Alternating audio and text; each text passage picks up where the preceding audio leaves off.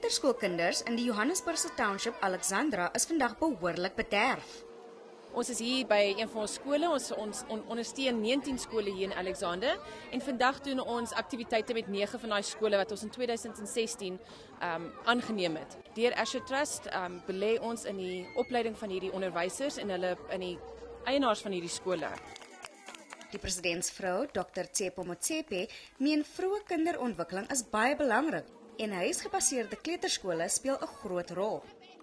Weer die eerste 1000 dae van enige kind se lewe is baie belangrik want dis die tyd wanneer 'n kind baie kan leer, waar die brein groei en waar ons moet seker maak dat die kind soveel as moontlik gegee kan word.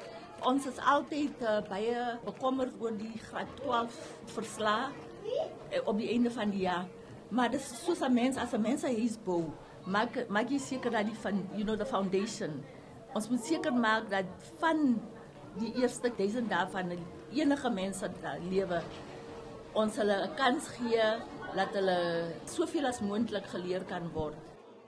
En om Madiba se nalatenskap aan die kinders oor te dra. Vandag is die dag wanneer ons almal al wat hy vir ons gedoen het wil onthou, dat ons een land is en ons moet almal weer leer om saam te werk en seker te maak dat daar 'n toekoms is vir hierdie kinders.